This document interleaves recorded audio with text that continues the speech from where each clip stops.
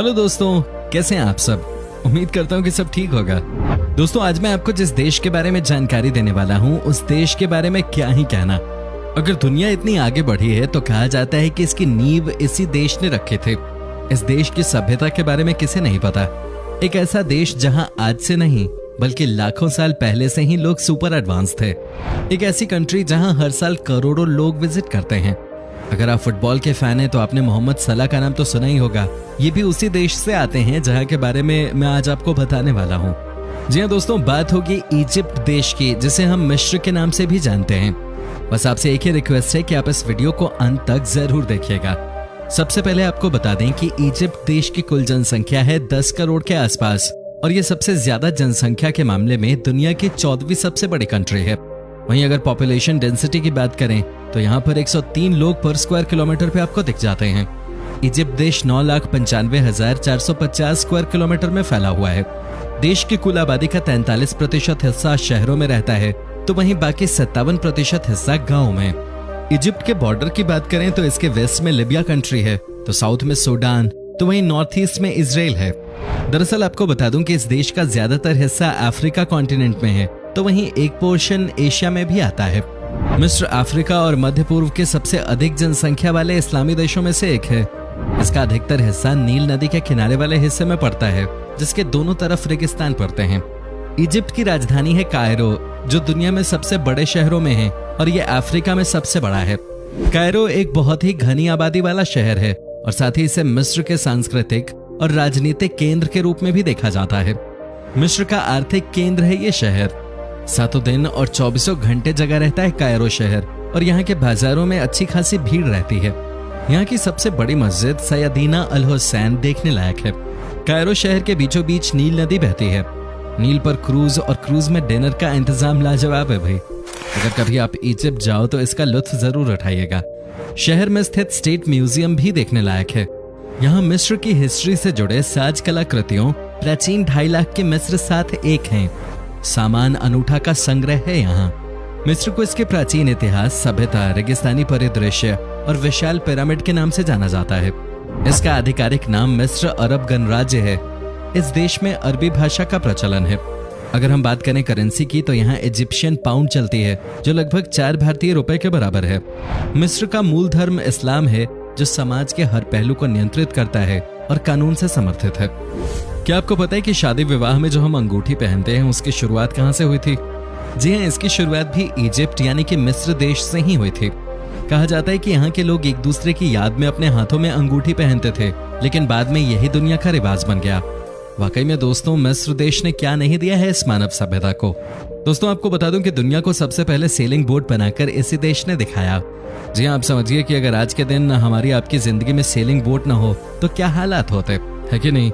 यहाँ के लोग पुराने समय से ही बहुत क्रिएटिव थे। आपको जानकर हैरानी होगी कि दुनिया का सबसे पुराना कपड़ा इसी देश में पाया गया, जो कि 5000 साल पुराना था। उससे पहले इंसान पेड़ के पत्ते बांध कर रहते थे, लेकिन सबसे पहले ड्रेसेस का कॉन्सेप्ट इसी देश में आया था। कमाल की बात है, यहाँ की सभ्यता ने बहुत कुछ सिखाया है इस दुनिया को। एक बात आपने कई लोगों के मुंह से सुन ली होगी कि इजिप्ट देश के पिरामिड वहाँ के गुलाम लोगों ने बनाए। ये बहुत ही कॉमन सी बात है, लेकिन ये बात सरासर गलत है। आपको बता दूं कि पिरामिड को बनाने के लिए किसी भी गुलाम को काम पर नहीं लगाया गया।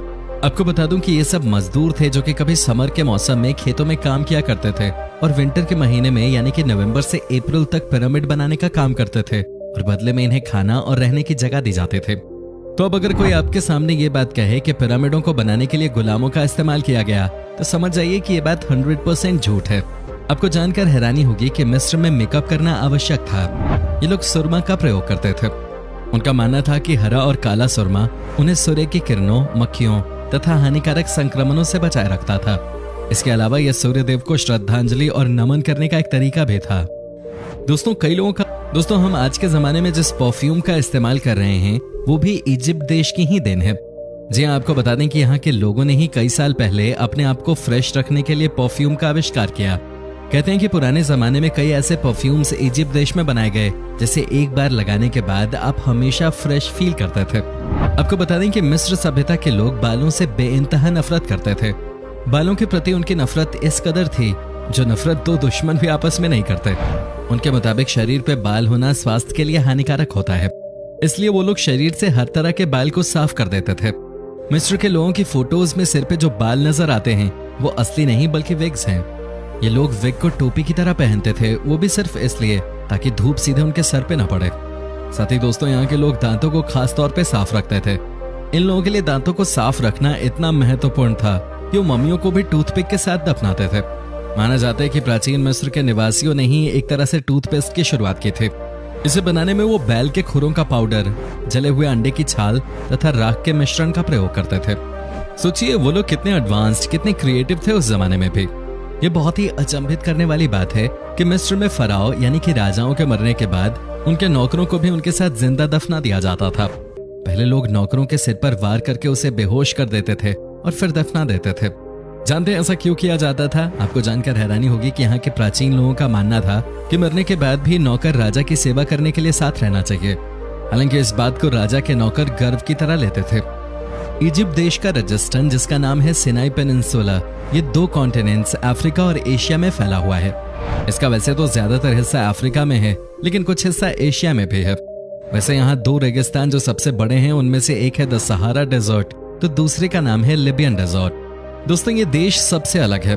वैसे तो इस देश में रेत ही रेत है, लेकिन साथ ही इस देश के पास दुनिया की सबसे बड़ी नदी भी है। जी हाँ, इस नदी का नाम है द नाइल रिवर, जो कि 4132 मील लंबी है। कहते हैं कि इस नदी की इंपॉर्टेंस आप इसी बात से समझ सकते हैं कि इसी नदी को मानते हुए इजिप्ट देश को 2 हिस्सों में बांटा गया है। दोस्तों, आपको बता दूं कि इजिप्ट के लोगों के बीच में भी राइस खाने का बहुत शौक है। ये दिन में एक बार राइस ही खाते हैं।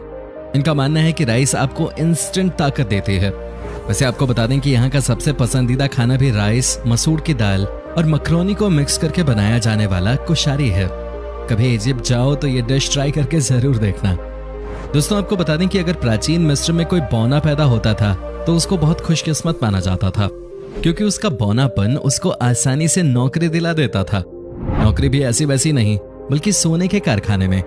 दोस्तों, यहाँ के लोगों का मानना था कि विचित्र शक्ल वाले लोग जल्दी से पहचान में आ जाते थे, इसलिए उनको पकड़ना आसान होता था। दोस्तों, आपको बता दूं कि पूरी दुनिया के विपरीत मिस्र की महिलाएं जमीन खरीद सकती थीं, जज बन सकती थीं और अपनी वसीयत लिख सकते थे। अगर वो बाहर काम करती थीं तो उन्हें समान वेतन दिया जाता था। वो तलाक भी दे सकती थीं और फिर से शादी भी कर सकती थीं। इतना ही नहीं, शादी से पहले कॉन्ट्रैक्ट भी कर सकती थीं, जिसमें वो शादी में लाई गई वस्तुओं के बारे में अपने विचार रख सकते थे। कहने का मतलब यह है कि यहाँ के लोग पुराने समय से ही काफी ओपन माइंडेड थे। दोस्तों, आपको बता दूं कि इस देश के लोगों के बीच में मैथ सब्जेक्ट सबसे ज्यादा पॉपुलर है।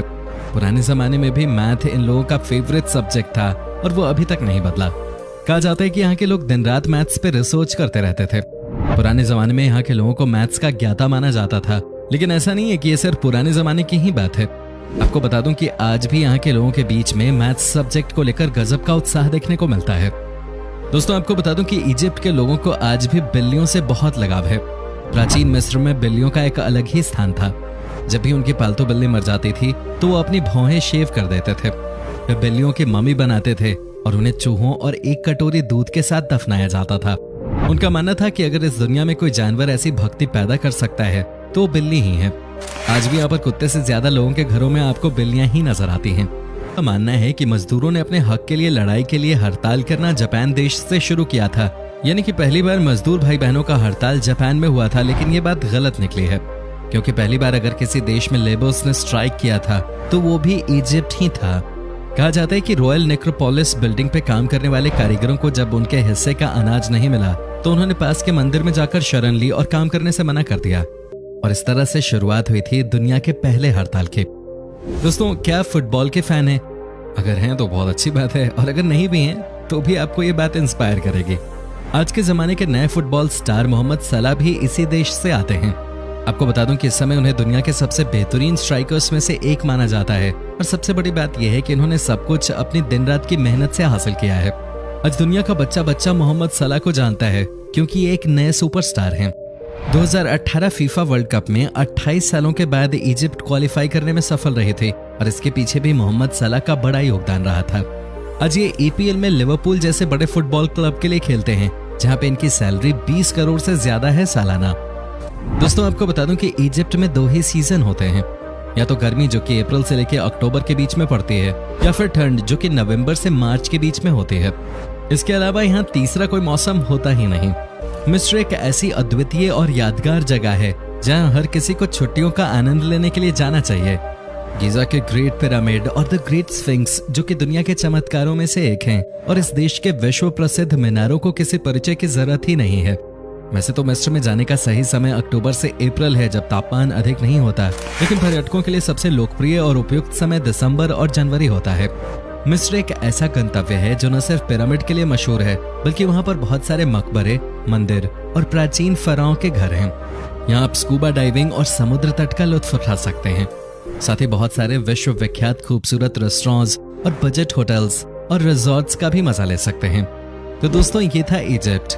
कैसा लगा हमें कमेंट करके जरूर बताएं। क्या आपने कभी विजिट की है ये कंट्री, और अगर की है तो आपका एक्सपीरियंस कैसा रहा, ये भी हमारे साथ शेयर जरूर कीजिएगा। वीडियो अच्छी लगी हो तो इसे लाइक कीजिए,